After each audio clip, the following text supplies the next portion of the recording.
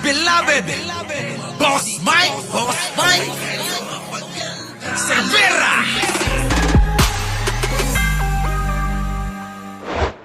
Naman din ang mensahe ni Pangulong Bongbong Marcos ngayong araw ng kasarinlan. Panagutin niya ang mga opisyal na nang-aabuso. Iginiit din niyang tuloy ang laban para sa kalayaan sa gitna ng mga banta tulad ng fake news. Nako, eto na mga kababayan, fake news, si Aling Buday yun. Oo, number 1. Aling Buday, fake news. Oo, biruin ninyo, ipangalandakan, nanalo daw yung kanilang mga kandidato. 10 daw yun. Di ba? Ito na mga kababayan, ang Pangulong Bongbong Marcos, malaman ang mensahe. Nako, ano kaya ito? Malaman din ang mensahe ni Pangulong Bongbong Marcos ngayong araw ng kasarinlan. Panagutin niya ang mga opisyal na nang-aabuso. Iginiit din niyang tuloy. Panagutin, sino kaya yung mga nang-aabuso? Mga kababayan, huwag na kayong lumayo. Yung po kaninang namamaga ang muka, kasama yon. Kasama sa dapat panagutin yung si Buday na namamaga na ang muka. Opo, mga kababayan, dito sa mga nang-aabuso sa ating bayan, inaabuso yung kanilang mga pondo para sa pansarili nilang kapakanan. Tuloy ang laban para sa kalayaan sa gitna ng mga banta tulad ng fake news. Fake news, mga kababayan, sino ba fake news? Di ba sila panay ang tira ng ka-fake newsan? Banat dito ng banat kay Pangulo, adik daw. Wala naman mapakitang ebidensya, paulit-ulit na lang. Bakit paulit-ulit? Kasi paulit-ulit yang mga yan. Tuloy! Tutok si Ian Cruz.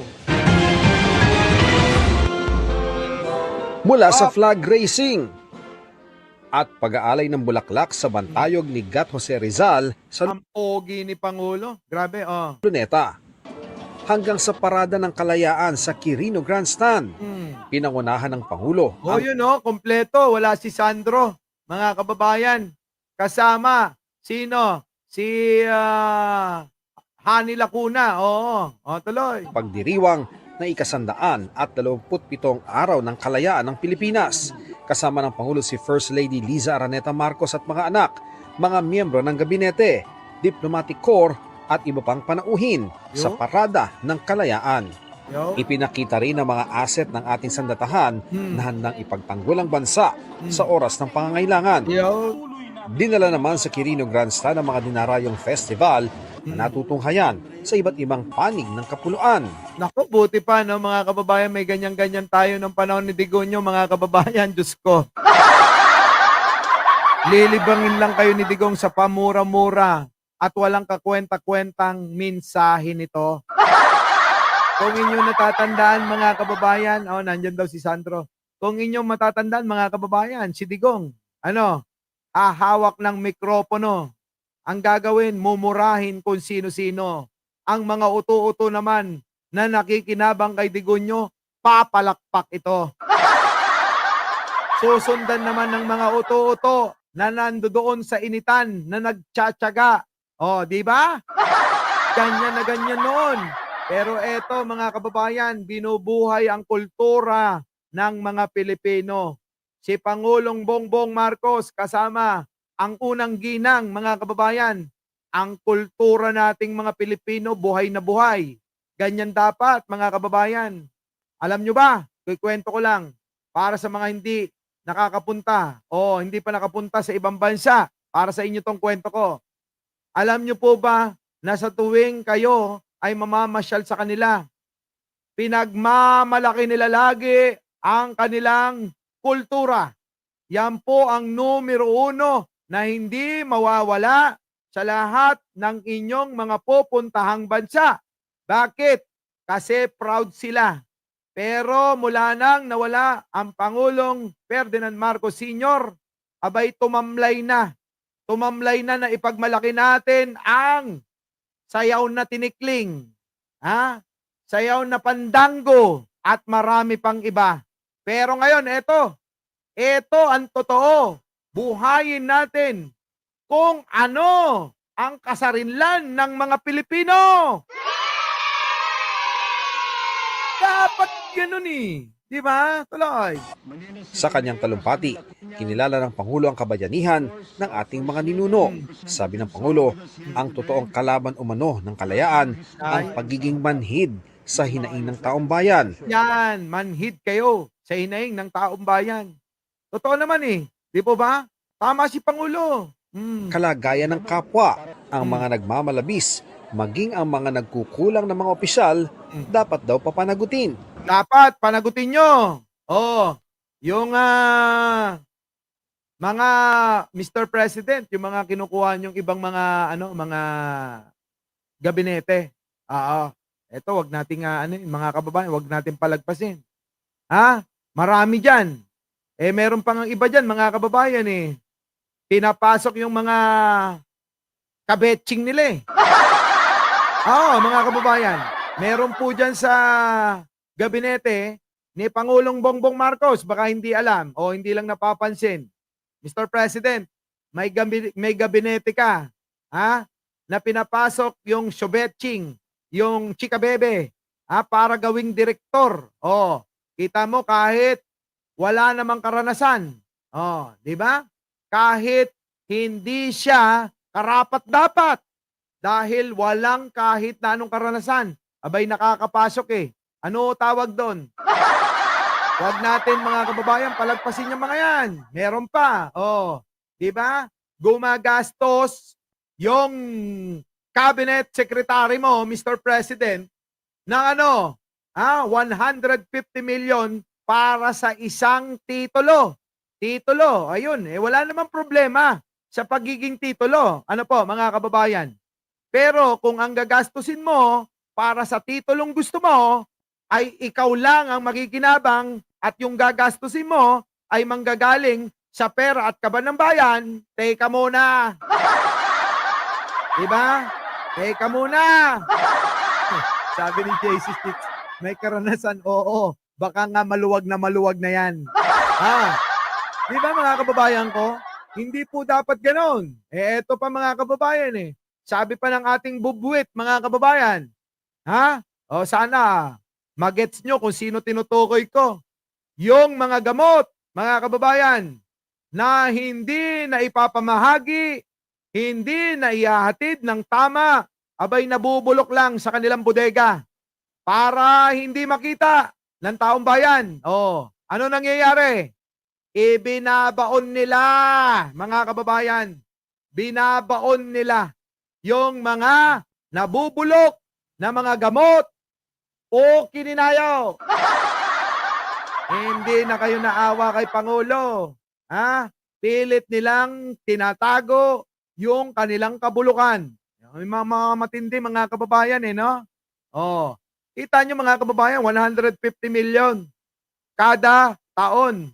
Ibabayad mo diyan sa gusto mong titulo. Walang problema sa titulo. Pero sana hindi mo pinagastos yung taong bayan, yung gobyerno. Sa gusto mo, okay yon. Yung 150 million, 450 million, malaking bagay yon para makatulong sana sa ating mga kababayan. Ina mo. Diba? Pero ninyo mga kababayan, para sa isang titulo na masabi lang mga kababayan na titulado ng ganon, na wala naman tayong kapakinabangan. Diba?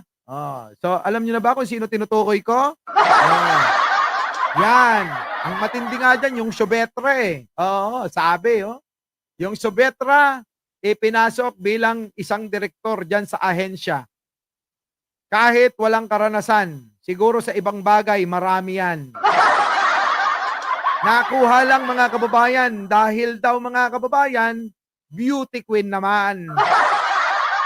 Ano ba talaga yan? Sabi nga nung isang vlogger na napanood ko, ano ba talaga yan? Kailangan o kaligayahan? Di po ba mga kababayan? Ano? Ano ba yan? Bakit pinasok yan? Sa bagay, total, sinibak naman nung nakaraang araw lang. Pero, matagal ding nanilbihan. Paano na yan? Wala ka ng kaligayahan. Diba mga kababayan? Ano ba yan? Bakit nyo pinapasok yung mga ganyan na wala namang karanasan, hindi naman qualified, pero nandiyan dyan. Ang buti naman, sinibak na, mga kababayan. Bakit? Kaya nga ang tanong ko, ano ba yan? Kailangan o kaligayahan mo lang? Matindi yan, mga kababayan. Maraming, maraming mga katiwalian. Oo.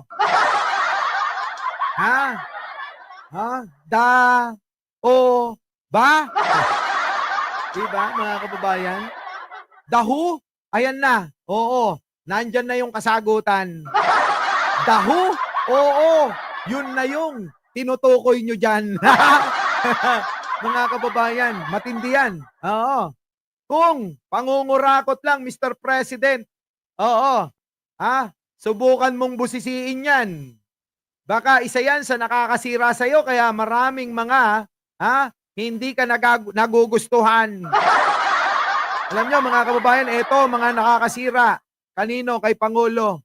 Yung mga empleyado, yung mga gabinete, na walang ginawa kundi pansarili ang iniisip ng mga ina. Opo, mga kababayan Di ba nakakainis? Ang Pangulo hirap na hirap para itaguyod tayong lahat. Pero yung ilan, mga kababayan, mapag-imbabaw. Mapag-imbabaw. Bakit? Laging umiibabaw. Di ba? Umiibabaw, mga kababayan Sino ba iniibabawan? Baka yung pinasok niyang beauty queen. Diba, no? Mga kababayan, no? Matindi. Oo. Tandaan niyo, mga kababayan, huwag tayong tumahimik. Saan? Kahit pa, kakampi, empleyado, kasama ni Pangulo, kung nakikita natin na may mali talaga, huwag tayong manahimik. Hindi tayo mga DDS na kahit maling-mali na si Buday, abay kinakampihan pa. Walang perpektong tao, mga kababayan. Kaya hindi mapeperpekto ni Pangulo yung mga taong nakukuha nito. Kaya nandito, sabi niya nga, kasama tayo para magbantay sa mga taong kinuha nito. Pero si Tatan, itago na lang natin sa pangalang chocolate. Oo. Itago mo sa pangalang chocolate. Oo.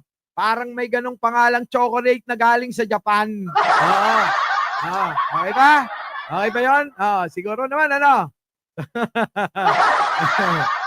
Grabe, no? Biruin nyo, Porke Beauty Queen. At ito pa, mga kababayan, etong ahensya na to, abay, hindi naman ito may kinalaman sa turismo, abay, nagpapa-beauty pageant ito. Nagpapa-beauty pageant ito. Bakit kaya nagpapa-beauty pageant itong wala namang kinalaman yung kanyang ahensya dito? Bakit?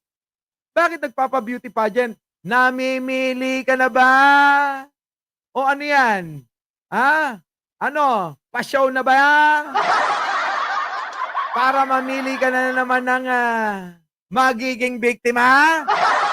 Inang yan. Oo, grabe. Matindi yan, mga kababayan. Tutukan nyo yung mga proyekto dyan na yung mga tauhan mo na lang ang gumagawa.